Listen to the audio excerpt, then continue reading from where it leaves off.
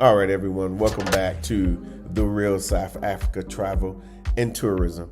Hey, we have a special guest today, and we want you guys to actually meet her. If you haven't met her before, she's been on the channel before, and now she's back in South Africa, and she's here to purchase some land. She's actually purchased it, so we're really excited, and we want you to meet her. It is the fashion influencer, Tenicka Boyd, so stay with us. Hey everybody, this is Mark Blanton from The Real South Africa, and we have a special guest. But before we go to our special guest, we have Dr. Latasha Blanton, The Real South Africa Travel and Tourism. So now we have a special guest. I'm gonna let her introduce herself. I am Tenicka Boyd. I will soon be a resident of South Africa. Yes. And actually, the last time she was here, she took over the whole channel. You made me a co-host. Oh, allegedly. You did. You made me. That's what people say. Yeah. It was a Tenicka takeover from what I understand. Yeah. Welcome to sunny South Africa. Go for it. I like it. This is The Real South Africa. I am your new host, Tenicka Boyd. And I am the assistant. Yeah. It was fun. We had a good time. Yeah, and we're going to do the same thing again, hopefully. So we're just going to have some conversation and whatnot. So, you know, I remember when you came 100 years, a few years ago. Yeah. And we ultimately connected. I think you reached out and you was like, where's this South Africa at? Where is this South Africa? Yeah. So tell us the difference between after you came with us and then before that you were coming on your own. Yeah. What was the difference? Yeah, so we started coming to South Africa, my husband and I, like 11, 12 years ago. And we came like many people do as tourists. And we saw what many people see, which is like Cape Town. Yeah. That was what we originally saw. And then when we did start coming to the Johannesburg area, it was primarily like Kruger National Park, we've been to Pretoria, but we fell in love with South Africa. Even not having spending like a lot, we hadn't spent a lot of time in Johannesburg, but we still like really loved it. Yeah. It was like the energy was so nice, the people. There was something about South Africans also that really reminded me in the best way possible of African Americans. They had this experience, this like tumultuous experience. They were building culture. It was just like, you know, they were like harkening back on their culture. It was just like always a vibe. I always experienced just like great hospitality. But then we were perusing on the YouTube streets, which we love to do, the YouTube streets. And I saw The Real South Africa, and I saw like the places that you all were taking people to. And what stuck out to me was that it wasn't the usual like poverty tour. Yeah, of course. Take people on. But it was just showing people just all different sides of South Africa. And it was a side of South Africa that we hadn't seen, having visited for, I think by then, maybe 7 years. Yeah. And we still hadn't seen like the South Africa that we see now, which is these beautiful estates, the Mall of Africa, like just so many varied experiences. Yeah. And so that's why I reached out, and it's been incredible. Yeah. You showed me a whole new world. A whole new world. Yeah. And it's funny because we have people that have been here before. I think one of our recent guests who just left, he had been in South Africa before, and then he was cruising on those YouTube streets, and he ran across us, and he was like, "Well, I didn't see that, and I didn't see this." So then he came on a trip with us just recently and was like blown away. He was like, "I never seen any of this, and I came here before. I paid people good money to bring me to South Africa. I came here and I didn't see any of this." Yeah. And I think he had a good experience. I think, Tasha, you chatted with him a little bit. I did. I chatted with him, obviously before, he showed up. But I think the most impressive thing is that he had honestly just gotten back from his tour with another company and saw us and was like, "Where were you guys when I booked this trip?" And immediately, like a month or two after, he had already been back. And he did. And when he came back, he was like, "This is way better than what I had the first time." No disrespect to the first company. But he did say that he had an experience where he was able to see more people that looked like him, able to see people that looked like him doing great, wonderful things, and just to get a level of service that he honestly wasn't expecting from South Africans, and he really felt like he was at home. So it does matter who you travel with. Is honestly matters. how Yeah. I look It at matters. it. It matters. 100%. And so, like I said, we was glad to, show you, what we see. Yeah. Because some people think, they just meet us on YouTube, on these YouTube streets, as you say, and they think, oh, well, they just got there, or they only been there for a few months, or they trying to show people stuff.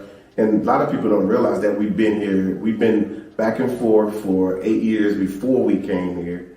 So, and then after that, we've been living here for over 5 years. So we got really acquainted. Full time. That's right. Ain't miss nothing. We Yeah. see everything. We see people come, we see people go.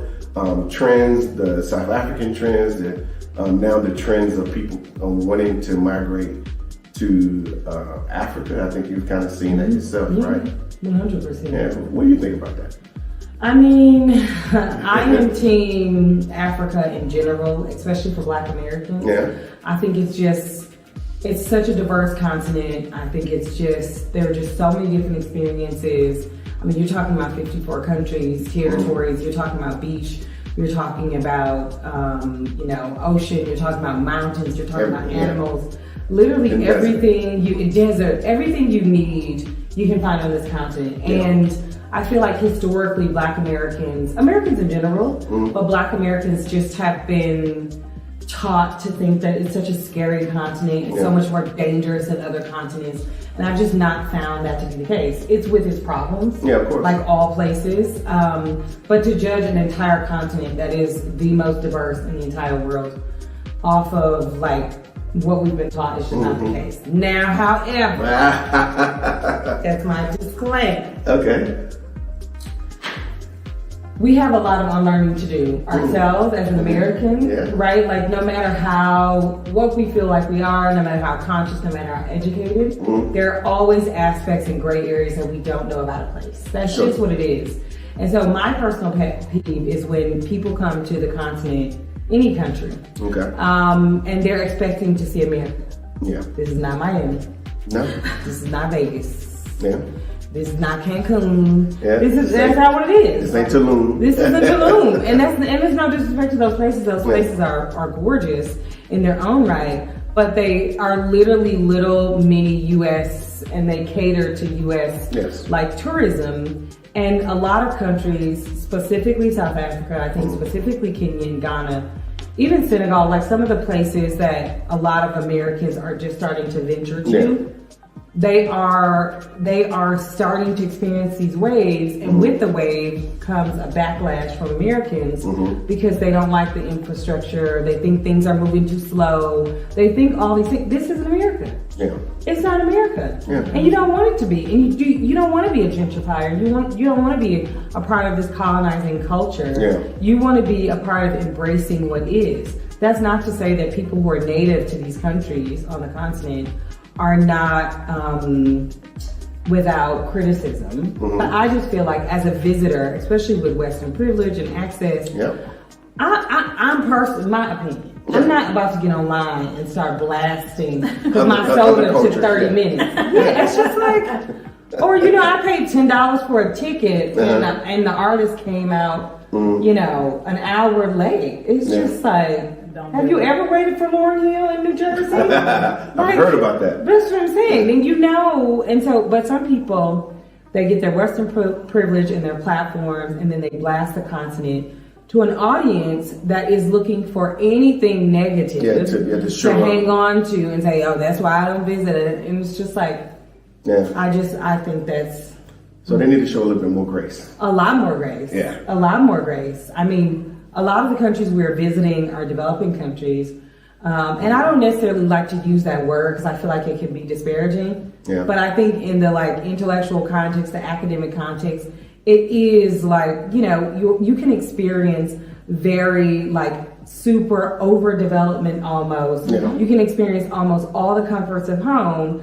And then there are aspects of it that are still growing, 100%. Right? And so what does it mean to have grace for a country that isn't the most economically stable country in the world like America is allegedly supposed to be? Yeah, I like the word allegedly. But we're finding out. I mean, it's being exposed. Infrastructure. Yes, every day. We have infrastructure challenges in the U.S., but people take, it's like par for the course. Yeah. right? Like when I'm talking to people on the continent, they're just like, or even in Europe, right? They're like, so you draw the line at it taking an hour for your meal to come out, but what about the police? What about you can't go into like mega stores and grocery stores without fear of being shot up? Because we have an issue with police violence. And it's like, not to get political or just not police violence. Well, we do have an issue with police violence, but gun violence. It's like not to get political, but like we as Americans, we really don't have as much room as we think to talk about other countries' infrastructure. And you know what's Tenicka? It is so. Listen to our kids, K through 12 schools, and they have active shooter drills, and we're concerned because there's a pothole in the street. Like, have you never lived in Harlem? It's potholes, and I live in Harlem, so I'm saying that as a person who experiences it. But it's like we come to other countries, especially on this continent, and we become so hypercritical. And I think we need to be led by what people who live here, their ideas, their political solutions, and not try to come and impose. Like, how are we supporting? Yeah, we do get that from time to time, and sometimes I have to, I have a conversation with them, letting them know, like you said, this isn't America. There are a lot of things that are better here, and especially in South Africa, that's better than what they find in their hometowns. They find more peace here in South Africa than they do in their hometowns, the place that they grew up, and they know everyone. They find it here. And a lot of times they are surprised because it takes a moment for them to just kind of let that go. It might take them, a day or so, maybe 2 days, to realize that they're not in America, and then they realize they're in South Africa, and then they're almost like, why do I feel like this? Why do I feel so good? Why am I smiling? And those are some of the things that, because we brought probably 1,000 people now or more as tourists here to South Africa. So we've seen from one side to the other, as far as people who are super gracious to those that are walking through the door with their complaint list, like they're coming to complain about South Africa, or they're coming. This is my complaint list. Why I think what are some of the things they're saying? Oh my God! First of all, let's use. I'm just going to keep it short because it could be many reasons why this is happening. But let's talk about load shedding. We get a lot of people saying, "Well, they got load shedding," and I be thinking, or they might call them rolling blackouts. First of all, they're all scheduled, so they can continue to repair the electric grid. That's a discussion in itself. But as I watch TV, because U.S. TV, we watch mostly U.S. TV, they're constantly talking about the grid, their own power grid. Like, New York City, it's like lifestyle all the time, especially don't let it rain. Don't let it rain and forget about it. And so you don't get to control that in New York, or even, like I said, in the Midwest, when it's 100 and something degrees Fahrenheit and the power's going out. They don't talk about it. But here they actually, so you get an app and they schedule it, you will be off from 10 to 2. One of the benefits of it is not say forcing, but it's encouraging people to say, okay, let me get alternative solutions.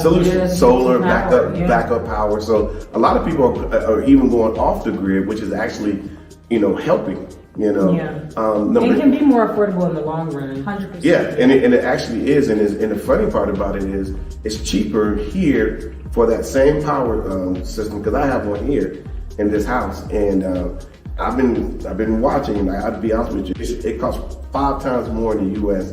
to get the exact same system that I have here. Really? So we're not concerned with the power simply because we decided to go that route. But that's something that's afforded to South Africa and probably Africa itself, versus in the U.S. they would charge you 5 times more to have that same system and try to regulate you into the ground about keeping it. So it's just a different way of doing things. But I do appreciate the fact that, like I said, that one video that went viral, which made complete sense, about you saying that we need to come to Africa and show some grace when we come to South Africa, or Africa in general, because I don't just advocate for South Africa. Even though I'm here, we do tours and travel here to South Africa. I think most of us need to spend some time in Africa. Yeah, I mean, even from a even if it's just a vanity perspective, meaning like a lot of Black Americans, we have an ancestral, connection. A lot of times it's a spiritual experience. A lot of times, like, we are having an experience because it's something that has felt very denied. And so you feel like you're going through a range of emotions.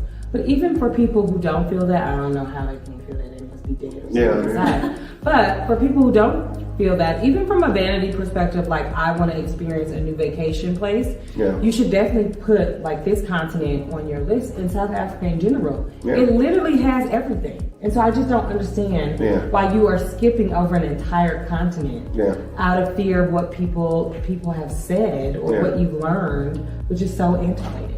Now, you've traveled to other places outside of the continent, but a lot of places inside the continent. And you've chosen South Africa is where you're going to build your home. When it comes to other places that you've traveled, not to compare, but like, what are your experiences in other countries compared to your experience here in South Africa?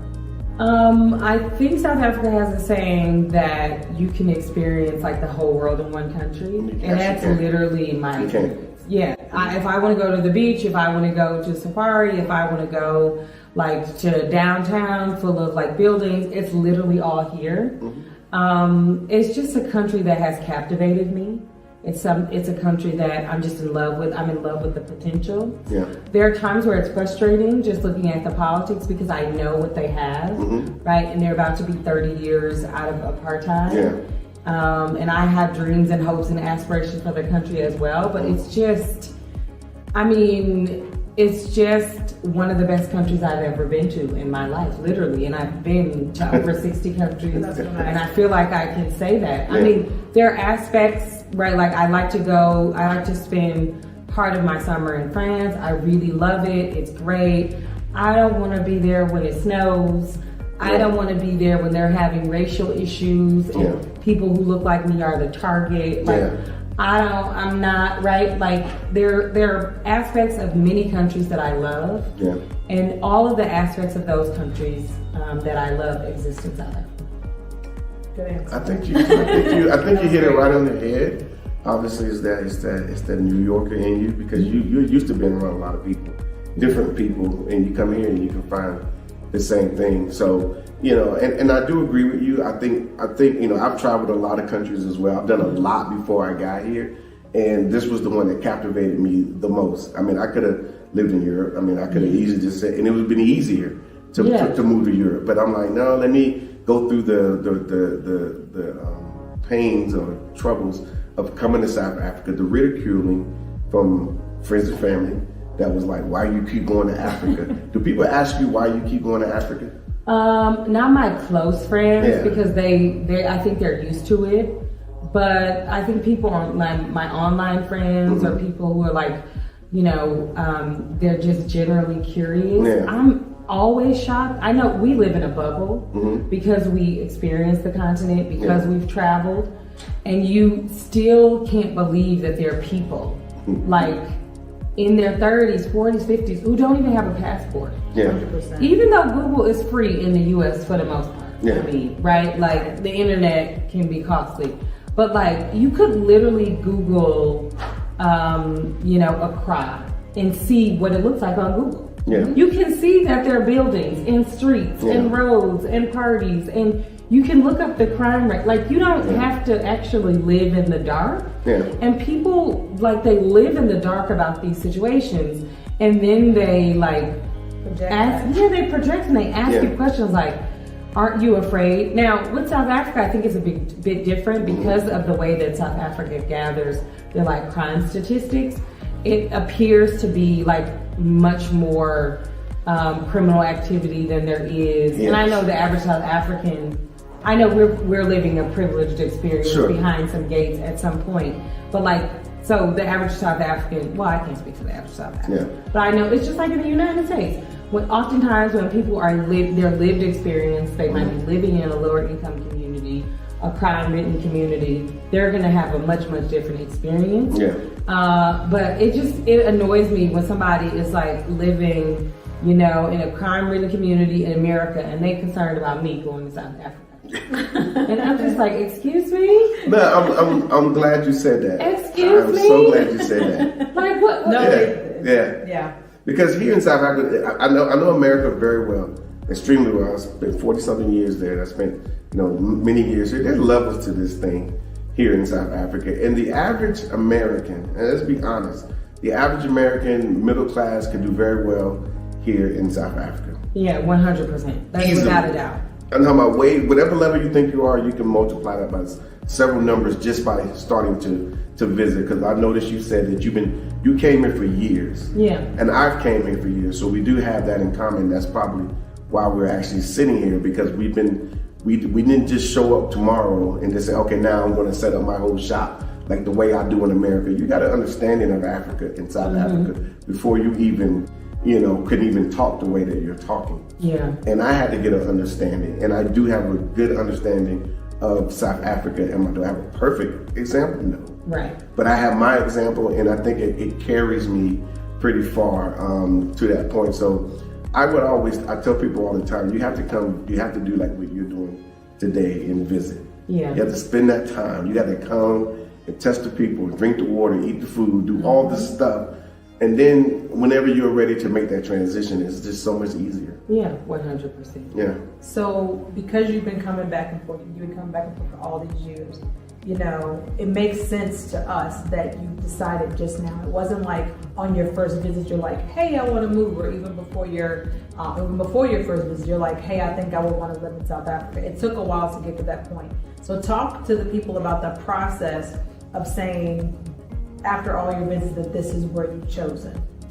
I mean, I think like Arthur and Jackie, when they came and they were like, Jackie was telling me that she was like crying. She didn't leave. Oh, I remember, because he came to us. She definitely. Yeah. And I remember the very first time, like, feeling that experience. It wasn't the first time I'd been, but I remember feeling like that. There is something about it that feels very much like home.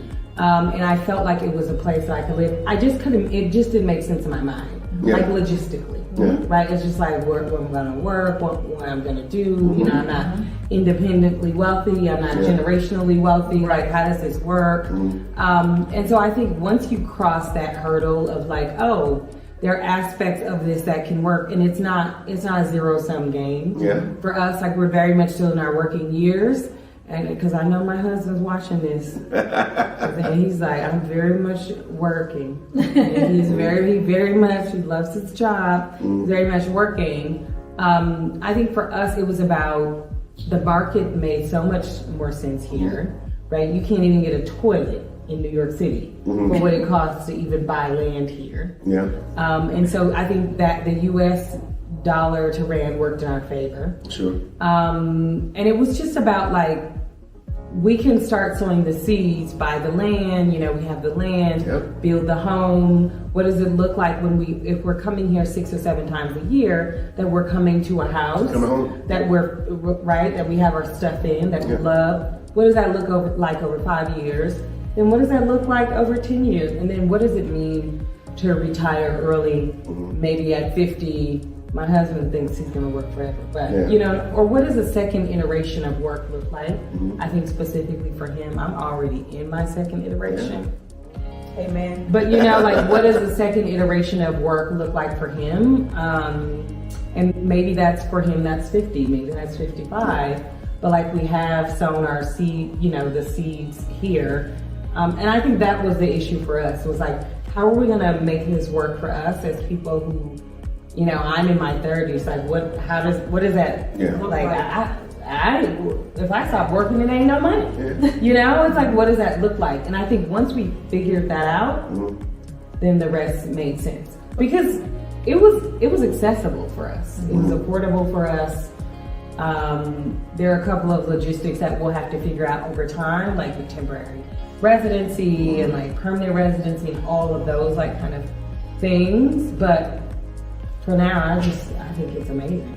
That's incredible. No, and I appreciate that simply because in part of your plan, you understand it's not a flash to bank type of situation. That's right. It is a process. It's a process. And I think that when we talk to people about their process, that it needs to be a process. It needs to not be something that you want to do in 6 months, because it's not that kind of party at all. South Africa has their own processes, their own way of doing things. If you have not visited enough time to know how things work, you are going to be that person that sits on YouTube and starts bashing the country because you don't have a proper understanding. And I think that's where the misunderstanding comes for the people that do have negative reactions, is because they're not educated on how things actually work before they get there, or even in their coming and going.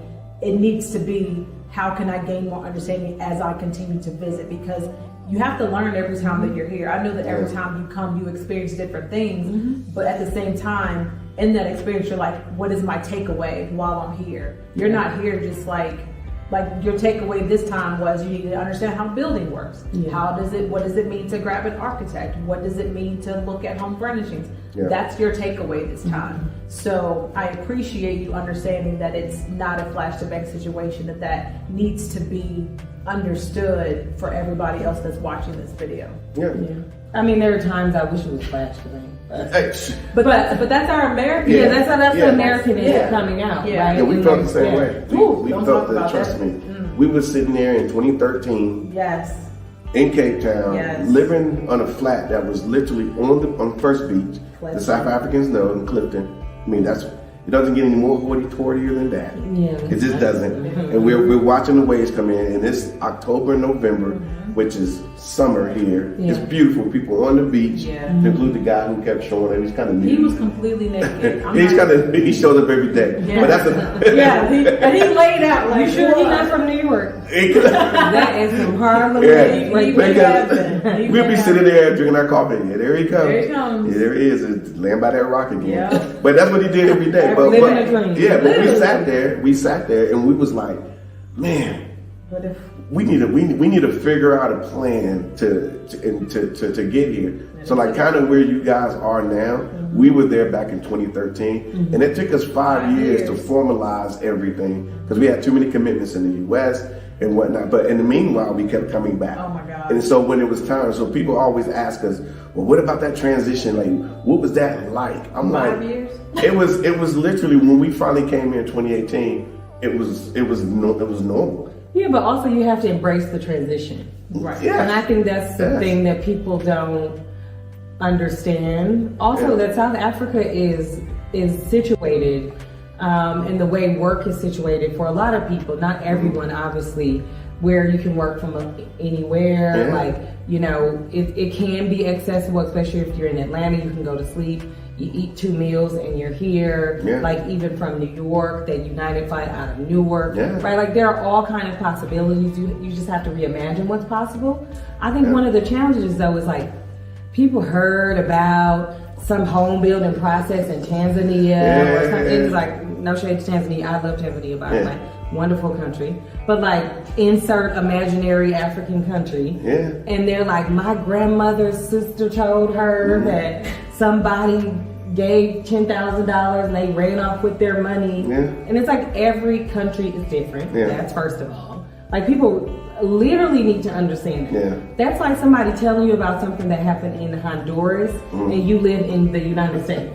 Like people don't understand, like that is the equivalent. There are people in South Africa who have never been to insert whatever country your grandma's auntie told you about.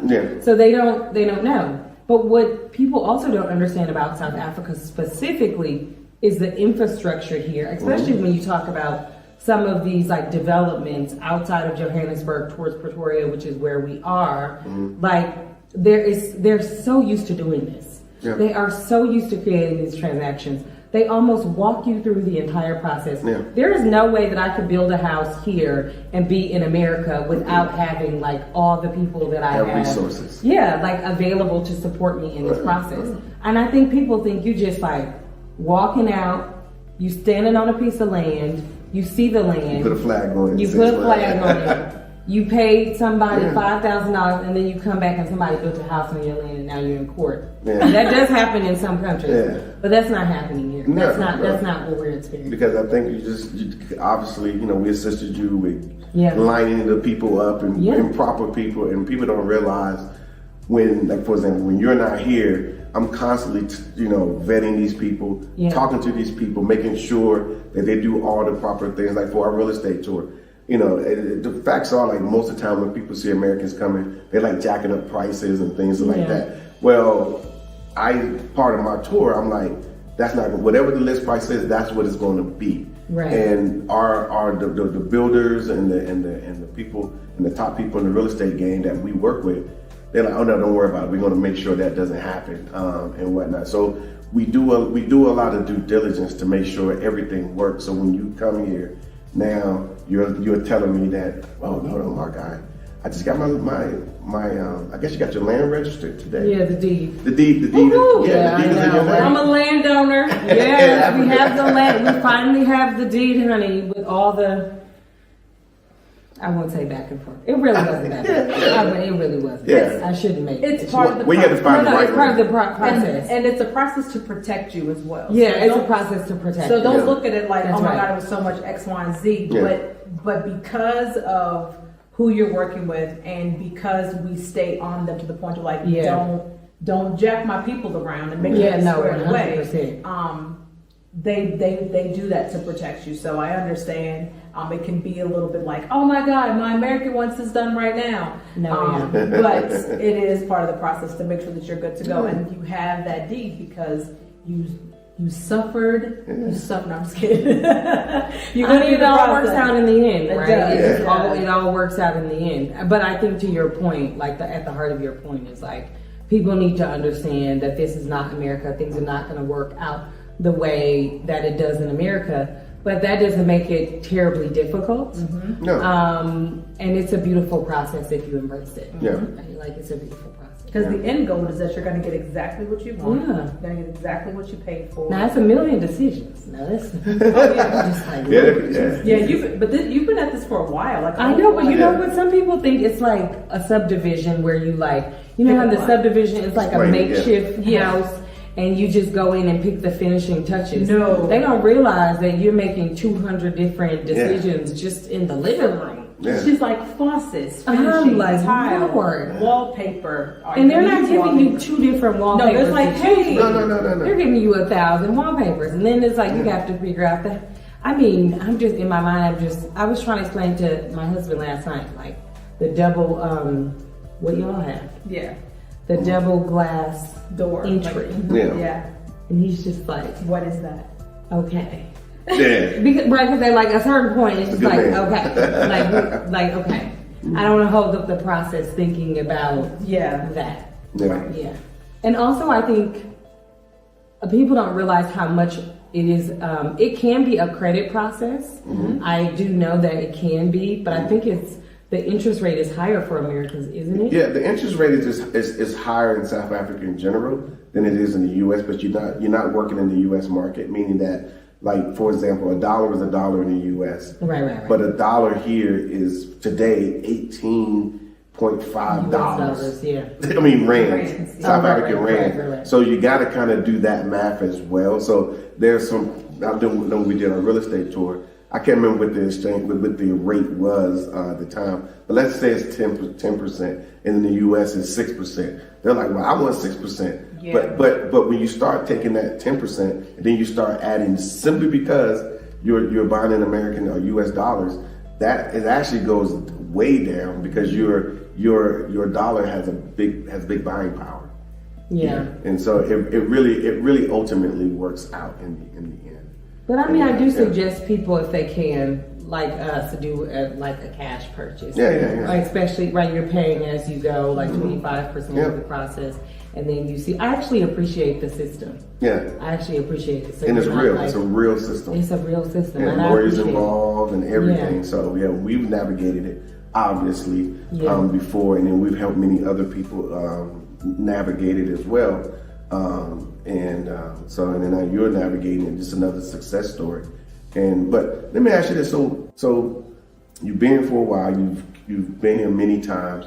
So what should people expect on their first time coming through OR Tambo International Airport? Oh, I mean, What should they expect? but also that's the best part. You know, it's like the best part. I think seeing people, I think everyone will love South Africa in general. That's the disclaimer. Yeah. You know, everyone will love South Africa. There's something for everyone. They have the infrastructure to accommodate people from all over the world, no matter your racial, ethnic background. It is an English-speaking country, so if you have English as even one of the languages you speak, you will be fine. Yeah. And they're super accommodating, even around languages. These people, you know, oftentimes in South Africa are speaking 8, 9, 10 languages. They move it around. Yeah, and so they're so lingual and they're so accommodating that way. But I think as a Black American specifically, if I can speak on that experience, I always say it is just such a ground shifting, spiritual, emotional experience. I mean, because you're just, while you are expecting it to be great, in the back of your mind you're thinking, oh, it's dangerous, let me be careful, let me do this. But the people are so accommodating. They're so nice. You can be in downtown Johannesburg experiencing like smorgasbord, you know, you can go to the neighborhoods market, you can experience like this beautiful urban oasis, incredible fashion with all like the students.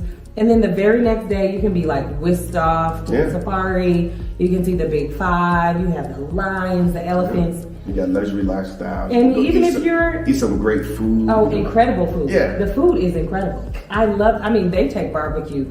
We love barbecue, like Black Americans. Yeah. They really love barbecue. Yeah. They love barbecue. Yeah. But even if you're not like an outdoorsy person, I tell people, because I was definitely not an outdoorsy person. My very first safari was here in South Africa.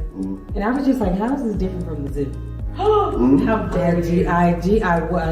Oh my Lord. I did say that, but I mean, you see that first animal in the wild, They do something to you. and you're like, this is not the zoo. It is not. This is. This is different. Yeah. First of all, you see the elephant and you think it's an adult elephant, and then you find out it's a baby elephant, and then you turn around, there's 14 more elephants. 100%. And it's like, oh, you can never see that at the zoo. No. Yeah. And they're healthy, and they're big, and they're strong, and they're incredible.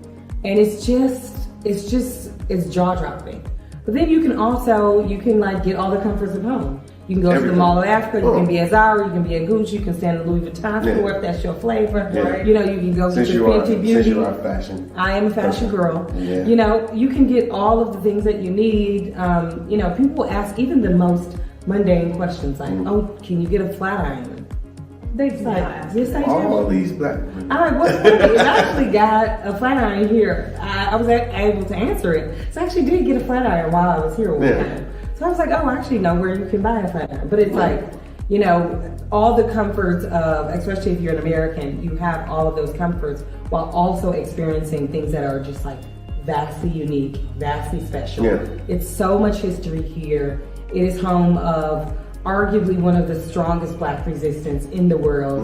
So you can go to Soweto, you can like see where Nelson Mandela lived. You know, you get all of that history. It's so rich, it's so palatable. And then you can go to Cape Town, you got the beach, you got the mountain views, you got all the luxury. I mean, you can definitely experience incredible luxury here in Johannesburg. Extreme luxury. Extreme luxury. Tea at Saxon. Oh, yeah, we do. No, isn't that lovely? 4 seasons. Yeah, there you go. Yeah, I mean, it's literally everything that you can experience. But people think that those things are out there, they're out of their reach, and they actually are not. What do you out mean, of like from a price perspective? From a price perspective. No, it's like really, like, I mean, sure, if you're coming to South Africa with $2 US, it's gonna be out of reach. Right. Right, you're gonna run out of money in Bali if you only have $2 US, right? Like, it doesn't matter where you are in the world, but if you are, you know, if you're just a working American with like a working class background, middle class background, you definitely, like when we were coming to South Africa 12 years ago, like, no, we were on a shoestring budget from time to time. You know, we were in a little 3-seater, snugged up, 14-hour flight in economy with a baby on us, like saying, God knows where. I mean, she felt like a baby then, but she wasn't. She was like 2 or 3. Yeah, I mean, she's been traveling forever, but it feels like, right, like compared to a 16. Yeah. But you know what I'm saying? Like, I come to South Africa when I was in a different economic class. Okay. I would say that. I mean, you have to come up. Yeah, I mean, you can, but also, hey, if you are where you are, you shouldn't think that South Africa is out of reach. It's not. And that's where we come in, because we want people to experience what we experience. There was a time you didn't experience what we experienced until we finally met. That's right. And then you're like, especially out here. yeah. And now you're like, Nobody takes you out here. no. Now you're talking Four Seasons. Now you're talking 100%. Saxon. Now you're talking, yeah. And this is what this is what we experience. So that's why a lot of our guests, when they come, they still, even though we send them all the electronic brochures, we send them everything they need to know, they still get here and are like floored. They're like, this doesn't make any sense. This is in Africa. And and then they get to access it. They're like, I'm just an IT guy in wherever I do. But now and I couldn't access those levels in America. Like I couldn't go to Vegas and go to the top tier. Yeah. And then they come here and they're like, but I'm at the top tier. We're close to it at Yeah, least. and Yeah, and I'm in Africa, and none of this makes any sense because my friends are telling me to be safe. Yeah. You know, are you okay? I haven't. I'm just like, you need to take some medicine now. Yeah. What we do. Are you safe? What Yeah. you do? Yeah. I'm concerned about your safety. all day long. And in your pocketbook. Yeah. Yeah. Tenicka, we had a young lady who came here, and I just happened to know her. I knew this one lady. She used to work with us when we had our physical therapy clinics, and she was one of our recruiters. And her sister came here. I didn't know her sister came here. Had nothing to do with us. And her sister, I guess, you know, a grown woman, obviously, was what was she doing? She was just doing her thing. I assume. It was during COVID though. Yeah, during COVID. So then I get this call from this woman that I used to work with her in a panic. Mark, I know you in South Africa. My sister's there. We haven't heard from her. Nobody knew she was there. She living a dream. Yeah, That's and exactly. and the whole time we're Got talking. y'all on do not disturb. Yes, and so she was upset. She was like, "Mark, you need to find her. You need because we don't know where she is." And I kept saying, "She's fine. She's probably doing exactly what you just said." Yep. She came here and was like, "I ain't got time for that America. Y'all should have came." So. Listen. I know people who come here and get married. I know people that come I know here. people Yeah, we know people. Listen, I know people that come here and when it's time for them to leave, They don't don't get in leave. their car. Yeah, Don't leave. you know what it is too? I know people come here and people, you know, in the States, because we're taught, oh, people are after your passport Yes, or sir. whatever. Yeah. Right. And it's just like, no, they moved in with the boot. Yeah. Yes, they It's happening. They want the South African citizenship. I had a family member that did that. Really? Yes. He lives in He KZN. lives in KZN right now. He is married to a South African. He came here 2 And he times. didn't leave. No, I mean he's got his paperwork, but No, I mean, like, yeah, but he this came is it. here Yeah. one time. He wanted me to do his Lobola Yeah, ceremony. he was Oh, there. I'm like, I'm not South African. Yeah, so like you can't do that.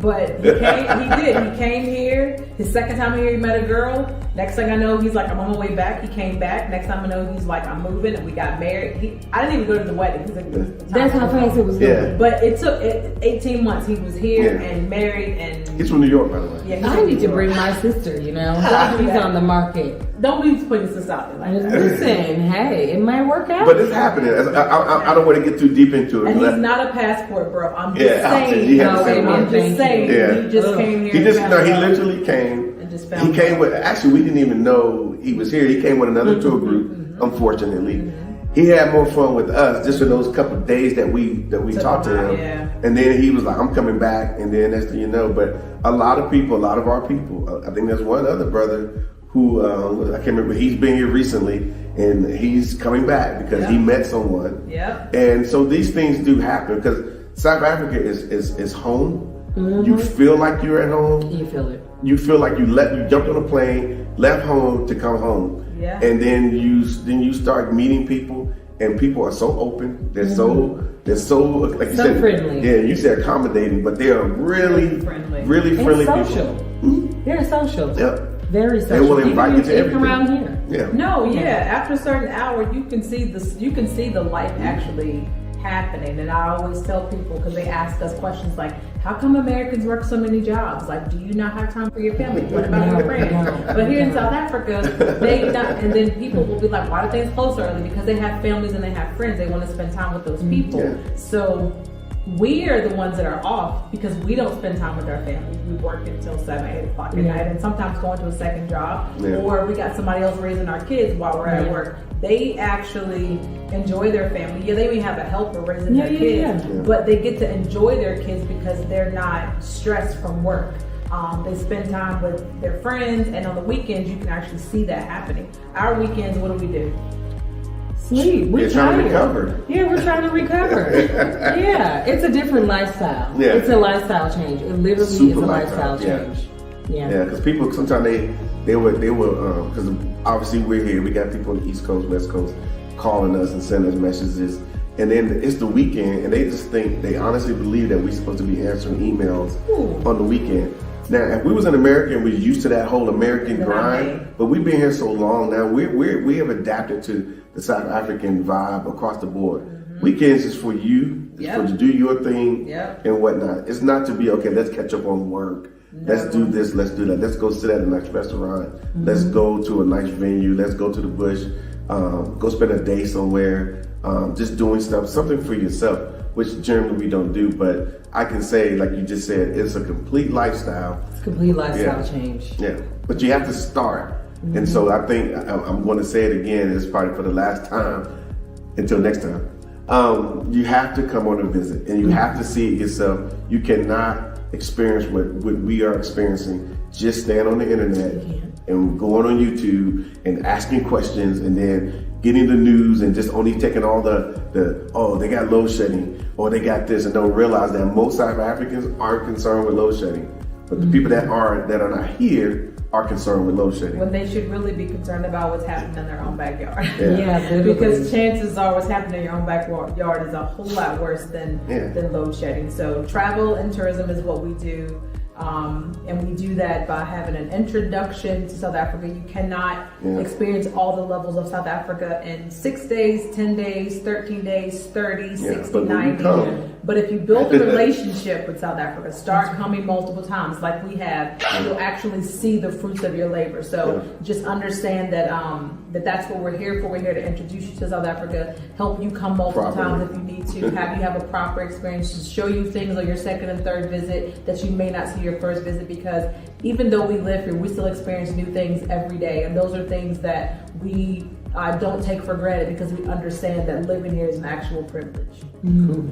I love it. But you know what's funny? We're so glad that Tenicka came, and we're so glad that she trusted us with showing you, hey, this is what we know. and life changing, changed my life. Changed my. I mean that. I mean that in a serious way. I mean that's a serious way. Yeah. We would have forever probably visited the same places. We would have never known this place exists. When you say, oh, what can I describe that feeling of walking out of the airport? That's one feeling, but also walking into this estate, right? It's an entirely different feeling. And it also continues to feel like home. So I know I say it, but I can never say thank you to both of you enough. Because it literally changed my life. It really did. You're welcome. Well, now we're going to be neighbors, so. You are my neighbor. You are my neighbor. Just because I don't have a roof and a structure fully built doesn't mean we're not neighbors. It's coming. Yes, we are neighbors. So is there anything you want to leave the people? Oh, I mean, I'll just echo what you all said. Come see her for yourself. Come see South Africa for yourself. I guarantee you, even people who don't want to move here, like, you will find something about this country that you absolutely love. You will. It is here. Excellent. I will leave it there, people, good people. So just go to our website. Well, matter of fact, before we leave, tell them exactly who you are, what you do, and how they can find you. So I create fashion content on YouTube, Instagram, TikTok. You can follow me at Tenicka B. That's Tenicka B. On all platforms. Yep, and she's proper. And so you can go ahead and say hello to Whitney right now. Hi, Whitney. She's gonna have a fit. Oh my God. Hi, Whitney. She's gonna die. Yeah, that's my niece. She follows her as well. Listen, she loves you. Now she does a good proper job and whatnot. That's why I was like, make sure that you mention it. We were sitting here watching some of her content, and Tasha's trying to run into the store to buy this content. I was like, buy this outfit. well, not 100% true, but I was like, Well, never 100%. I asked myself questions like, why don't I have that?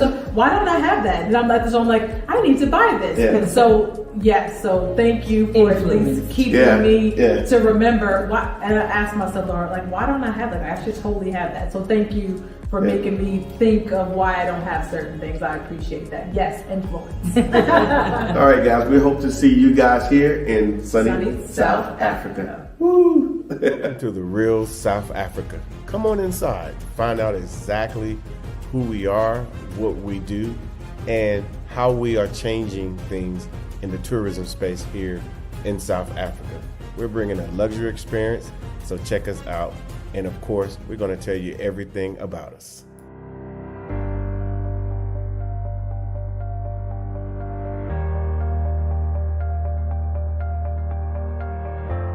The Real South Africa is a travel and tourism company. Our overarching focus is to bring to the African diaspora what South Africa has to offer in the realms of tourism. My husband, named the company, and it made sense simply because of what we're shown in the media when it comes to South Africa. We're never shown, how beautiful the people are, how beautiful the architecture, the fashion, the food. So for us, when we got to experience how people actually have real lifestyles and they love their families and they socialize, like that was more real to us than anything that we had ever been shown, as far as the media is concerned on that side. What we were taught. As a proper travel and tourism company based here in South Africa, we wanted to bring to our audience there in the diaspora the opportunity to have a great time in South Africa on a 5-star level. As you see, we like to bring our people the best what's available here in South Africa, offering up nothing but 4- and 5-star events here in the country. I think they have never ever heard of what's happening here in South Africa because of the surprise responses that we get when people are booking their trips here to South Africa, not knowing that this stuff even existed. So we will do what we can. We bring the best, and of course our travelers love what we do, and they always leave South Africa with a smile. So this is amazing for us. We have amazing offerings all throughout the country. We feature Cape Town a lot because of the breathtaking views. We also like to show everybody Johannesburg because of all the opportunities that exist and that the diaspora is looking for in reference to business and being able to, be in an upmarket area. And then of course, a lot of our people love to be near the beach. And of course, Durban is good for that because of the weather and it's tropic. And that really matters to us in the diaspora. So all I can say to you is welcome to the real South Africa. Enjoy.